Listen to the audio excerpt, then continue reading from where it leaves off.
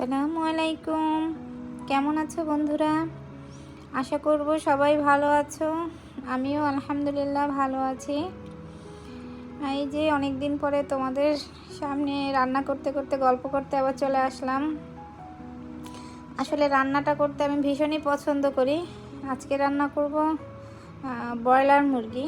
তোমরা সবাই চিনো, যেটাকে অনেকে খাও না, আমরা খাই মাঝে মাঝে। যদি আমার হাজব্যান্ড খায় না, আমার বাচ্চারা খায়, আমি ওদের সাথে মাঝে মাঝে খাই। সাধারণত এই সাদা মুরগিটা দিয়ে আমরা নাস্তা আইটেমই করে থাকি, মাঝে মাঝে আবার রান্না করেও খাই। আমার কাছে ভালোই লাগে, একদম কষিয়ে রান্না করলে ভালোই লাগে। আর আমি রান্না করতে ভীষণ পছন্দ করি, যে কোনো রান্নাই হোক, রান্না করে মানুষকে খাওয়াতে ভীষণ ভালো লাগে। তো আমার মতো তোমাদের কার কার রান্না করতে ভালো লাগে? অনেকেই আছে অন্য কাজ করতে পছন্দ করে, কিন্তু রান্নাটা করতে একদমই পছন্দ করে না। কিন্তু আমার আবার উল্টো, যে বসে বসে সবজি কাটা বা অন্যান্য কাজ করার থেকে মনে হয় রান্নাটাই আমার কাছে বেশি ভালো লাগে। আর এই রান্না ভালো লাগে বলেই ছোট ছোট ভিডিও করে তোমাদের সাথে শেয়ার করি। তো তোমরা দেখো আমার ভিডিওগুলো, সেজন্য আমার ভীষণ ভালো লাগে যে না, আমার ভিডিওগুলো কেউ দেখছে। তো এই যে আজকে আমার রান্না প্রায় হয়ে এসছে, আমি কষাচ্ছি শুধু। আমি একটু মাংস সবসময় বেশি কষিয়েই রান্না করি। তো শরীর মন কোনোটাই খুব একটা বেশি ভালো নেই। আমার একজন আত্মীয় রিলেটিভ, উনি বাইক অ্যাক্সিডেন্ট করেছে। খবরটা শোনার পর ভীষণ খারাপ লাগলো। কি আর করার আছে বলো? বিপদ যদি আসে, আল্লাহ যদি দেয়, তাহলে সেটা তো আর ঠেকানো যায় না।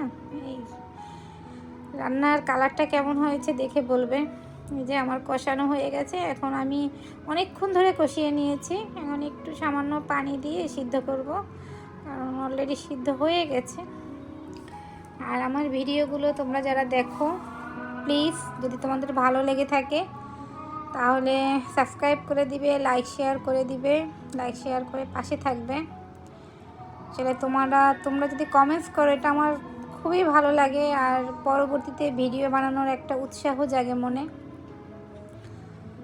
এই তো একদম কষিয়ে ফেলেছি, একটু পানি নেই এখন। ওই যে পানি দিয়ে সিদ্ধ করব, গরম পানি দিয়ে দেই আমি সবসময় রান্নায়, যেন ঝোলটা তাড়াতাড়ি ফুটে যায়। আর সাদা মুরগি বুঝতেই পারছো, এটা তাড়াতাড়ি সিদ্ধ হয়ে যায়। তো তোমরা যারা আমার ভিডিও দেখছো সবাই ভালো থাকবে সব সময়, সবার জন্যই প্রার্থনা করি। আর আমার জন্যও তোমরা দোয়া করবে, যেন আমি আমার পরিবারের সবাইকে নিয়ে ভালো থাকতে পারি। সবাই ভালো থাকো, সুস্থ থাকো, আল্লাহর কাছে এই প্রার্থনা করি। আল্লাহ হাফেজ।